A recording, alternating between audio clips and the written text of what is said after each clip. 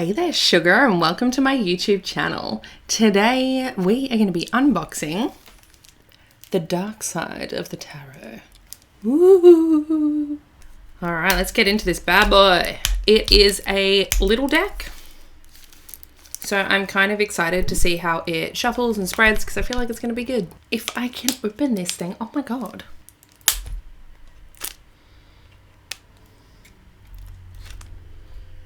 Are you helping me?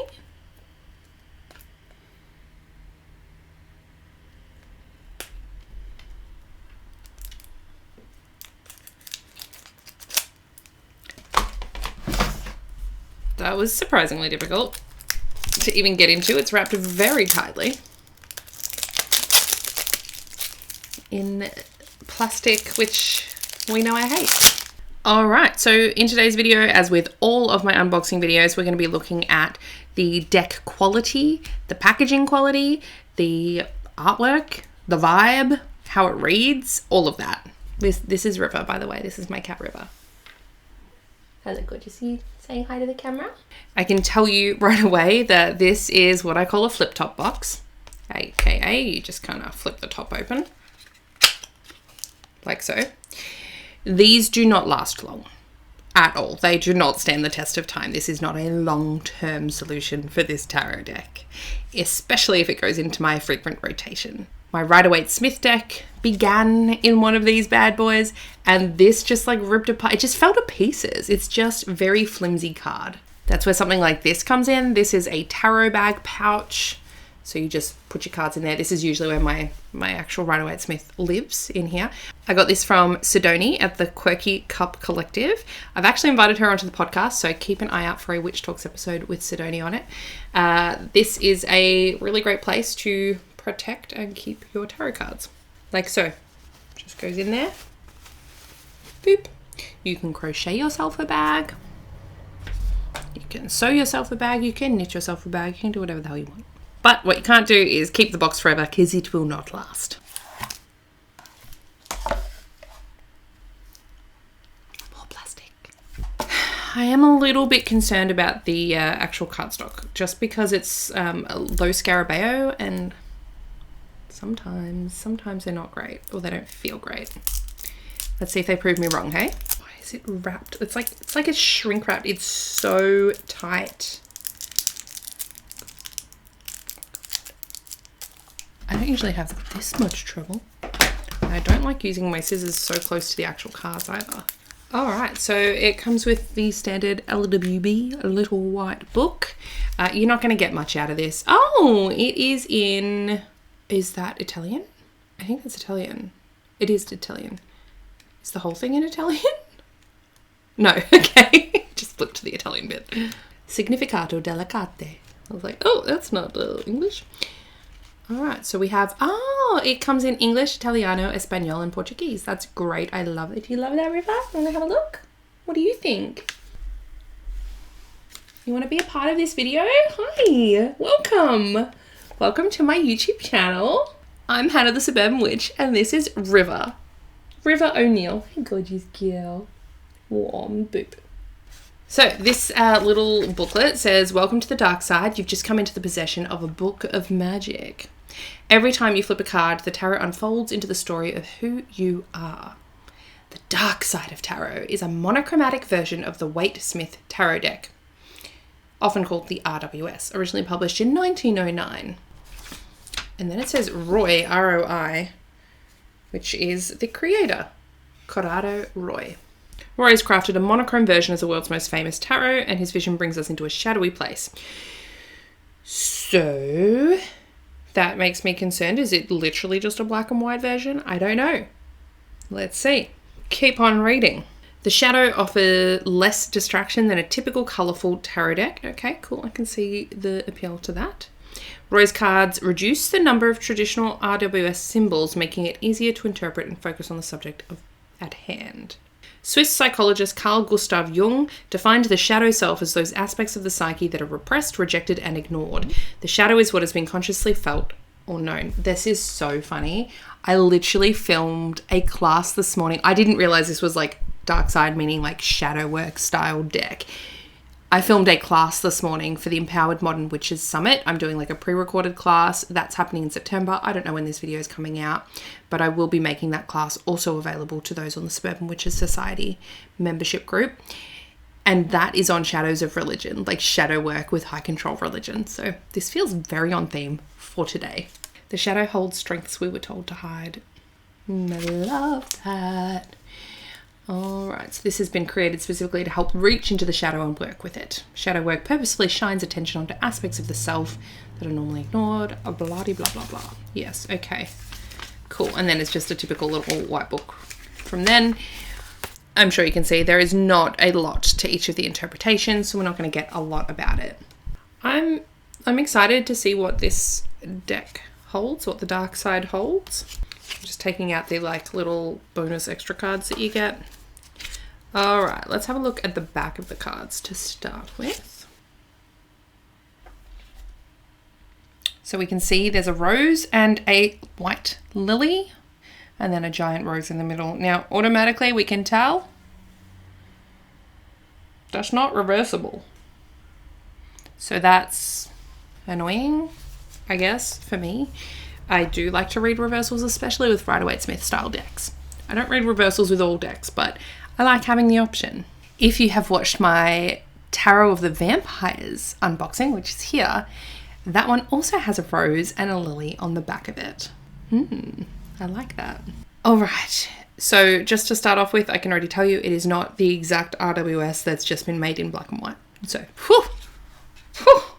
thankfully, because I thought that's what we're doing, and I thought that was really lazy, but that's not what we're doing here.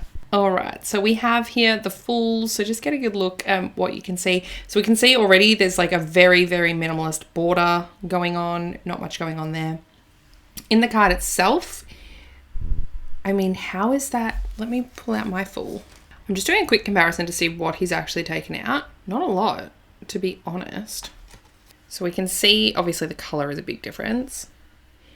The dog is there, the cliff he's walking on is there, the mountains in the black background are there, the sun is there, the wand with the backpack on the back is there, the tunic is there, but a little bit simplified, like those sleeves are not as fabulous. The feather in the hair is still there. The slight tilt at the chin up is not there. It's looking a bit more subdued. So that's interesting. So, I mean, we can see the sketch lines still in this as well. So that's like just an interesting tidbit artwork wise. Oh, it's going to be really hard to see. I don't know if you can see around here on the hand. It does look like there's still lines around it. I don't know if that's intentional. Possibly. Maybe. All right, so I'm going to flip through the majors. I'm going to shut up now. I'm going to put some music on. Enjoy the ride. As usual, if you want to look at one for longer, pause the video. You can slow it down. You can speed it up. You can ask me in a comment and be like, I really want to look at that card a bit more, and I will put up a video just for you and let you know about it. All right, here we go.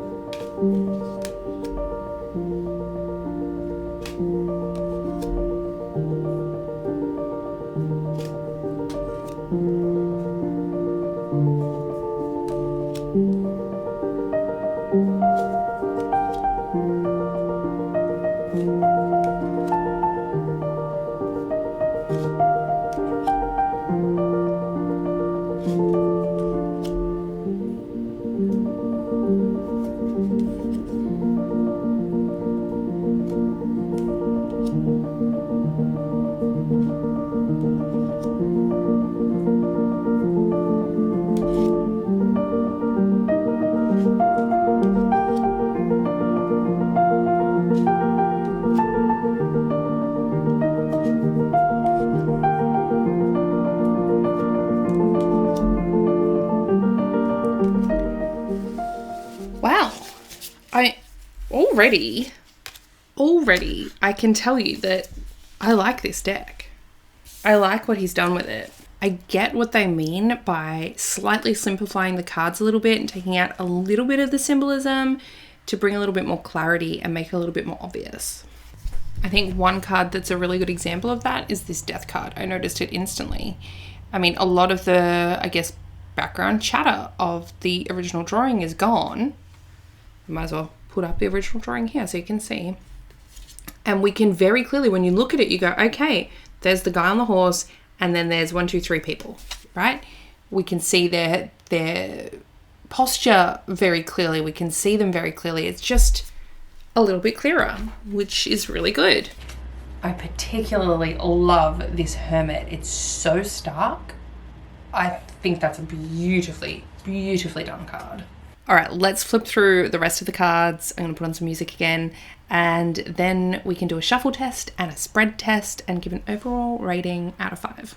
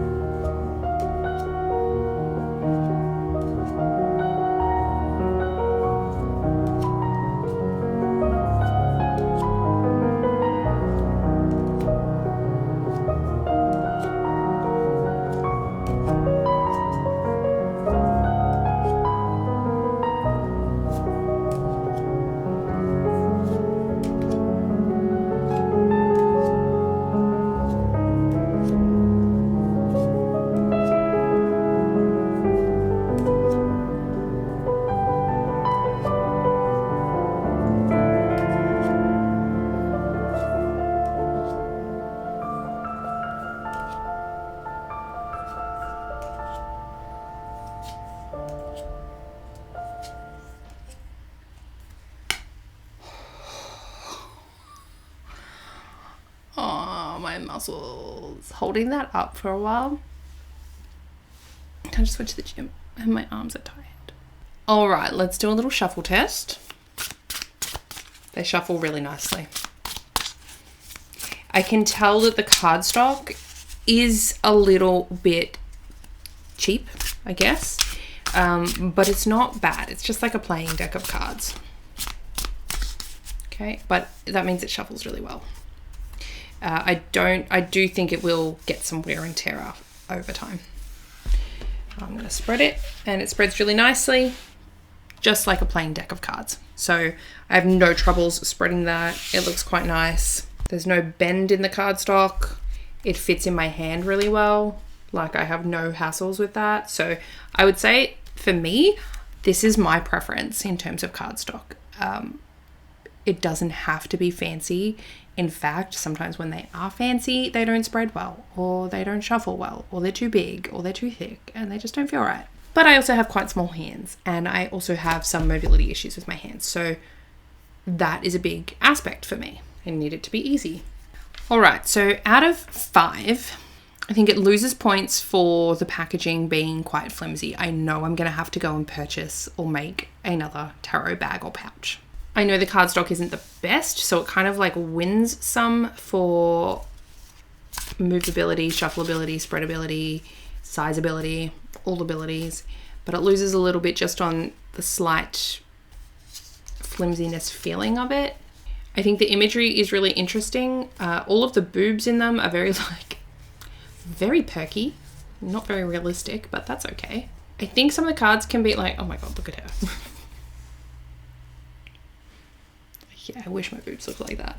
I think overall it's going to be good to work with in terms of the Rider-Waite-Smith style and design.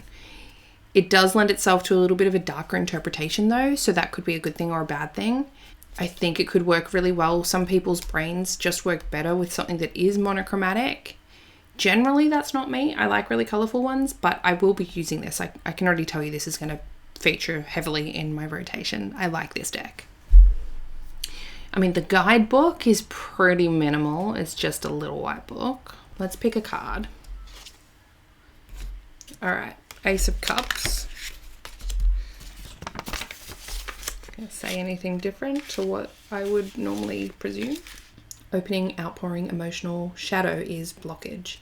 Emotion, love, and intimacy flow. This is a heart opening. Expression and regeneration radiate. Stability and structure inside emotional flow. Okay. Is there anything else in here that is interesting? It does say the Dark Emperor. I'm not going to pull it out because I've already shuffled them. The Dark Emperor has removed his protective suit of armor. He is strong while being vulnerable. Know what is possible. Make it so. So I guess there's that interesting aspect that, oh, okay, you've removed the armor. Why'd you do that? That's interesting. Blah, blah, blah. So I think there is a little bit of worthwhileness, but that's a tiny little write-up. Like, it's very tiny. You're not going to get a lot. A lot of tarot readers and tarot teachers just say to just like chuck the little white book out. I'm not opposed to doing that either. So I think overall I'm probably gonna say this is maybe like a 3.5 to a 4. That might sound like a harsh rating out of 5, but I don't feel like it's doing anything super different. Like, I'm gonna use it, but it's not wowed me. That's probably where it's getting a little bit of a harsher rating from. But I think for some people, this will be an amazing deck to work with. What do you think? Did you like it?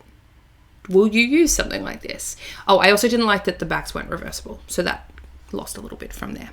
So whilst the cardstock was easy to work with, it does feel a little flimsy. The box is flimsy. It's not that much different to my Rider-Waite-Smith. Like, what does it give me that doesn't? Well, it gives me, yeah, I guess it is a little bit clearer in some of the symbolism. It's an interesting view of it.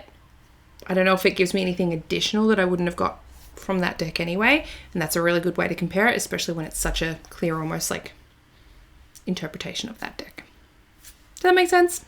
I hope I'm making sense. Anyways, if you like this deck and you want me to do a reading for you with this deck, I can do that. I do readings every month in the Suburban Witches Society. You can cancel anytime. Like, I don't ask any questions. I don't care who comes and goes. I love it when you guys stay. I love when I get to know you though. It's a really great vibe and a really great community. And then on the calls, even if you can't make it live, you can say, hey, Hannah, can you ask me what's on for the month ahead? And I can go, yeah, sure. And I'll pull you a card on the video and I'll tell you like, hey, skip ahead to here and this is where you'll see your reading. And I can use whatever deck you want. Like, you can say, hey, I want the Dark Side of Tarot. And I'm like, sweet, done. So especially if you're trying to develop your skills, this is such a great place to come and do that, because you can ask me questions in our community group chat whenever. Like, hey, Hannah, like, what's going on with this? And I'll be like, oh, blah, blah, blah. And I'll tell you. Or other people will chime in with their experience. It's really fun. We have a great time and I'd love to see you there.